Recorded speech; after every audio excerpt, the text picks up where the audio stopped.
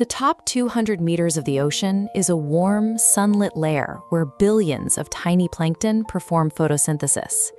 This epipelagic zone is home to 90% of all known marine life, from coral reefs to the pods of dolphins we see from the shore. This bright blue volume is a thin veneer. Beneath the surface lies a dark, high-pressure environment that makes up over 95% of the planet's living space.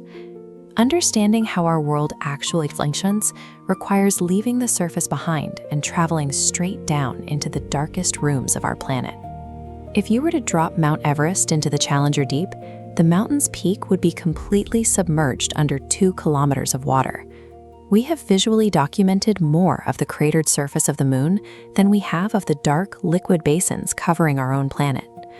Exploring the deep means entering a wilderness where the rules of biology are dictated by extremes in physics. At 1,000 meters down, you cross into the midnight zone. Here, the last stray photons of sunlight vanish, leaving the remaining 70% of the ocean in total darkness. Without the sun, animals manufacture their own light. Through chemical reactions, they produce bioluminescence, glowing pulses of neon blue and red used to lure prey or signal mates in the dark. While the darkness is a challenge, the constant, invisible threat of the deep is gravity. This diagram shows water reacting to gravity. Earth pulls every atom downward, resulting in intense hydrostatic pressure pushing inward. At sea level, you feel 1 atmosphere. As you descend, the weight doubles and triples, until the pressure equals an elephant standing on your thumb. Active hunters like the sperm whale have adapted to this squeeze. They dive past 2,000 meters using collapsible rib cages that fold inward, preventing their lungs from rupturing under the weight. The blobfish uses a passive strategy.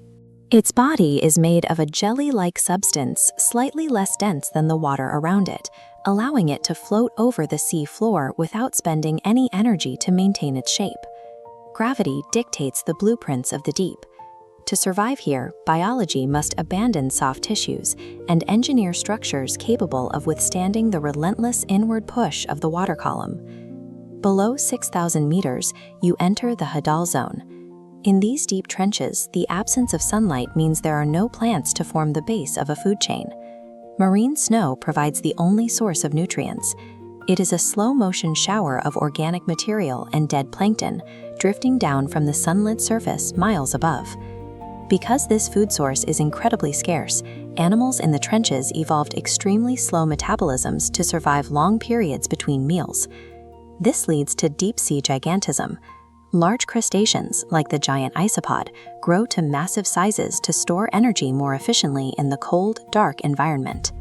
Life at the very bottom is entirely dependent on the slow trickle of waste falling from the sunlit world far above. Arriving at the ocean floor reveals a rugged topography. Sonar pings show that the abyss is filled with massive underwater mountain ranges and canyons, rather than flat, empty plains. Within these canyons are brine pools, toxic, ultra-dense underwater lakes that rest on the seafloor with their own distinct shorelines and surface waves. At the mid-ocean ridges, hydrothermal vents blast mineral-rich water heated by the Earth's magma at 400 degrees Celsius. These black smokers create oases of life in the freezing dark. This diagram shows chemosynthesis. Bacteria at these vents convert toxic hydrogen sulfide directly into food, providing energy for tube worms and crabs without any reliance on the sun. This proves that biology can thrive using internal planetary heat. It suggests that life could exist today in the dark, pressurized oceans of moons like Europa or Enceladus. Sound also defines this environment, traveling 4 times faster than in air.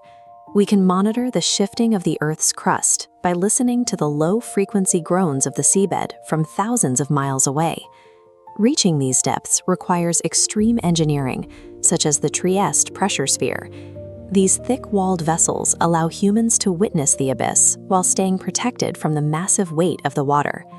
The deep ocean is the final laboratory of our planet, a dark, pressurized wilderness that proves life can flourish using internal planetary heat rather than sunlight.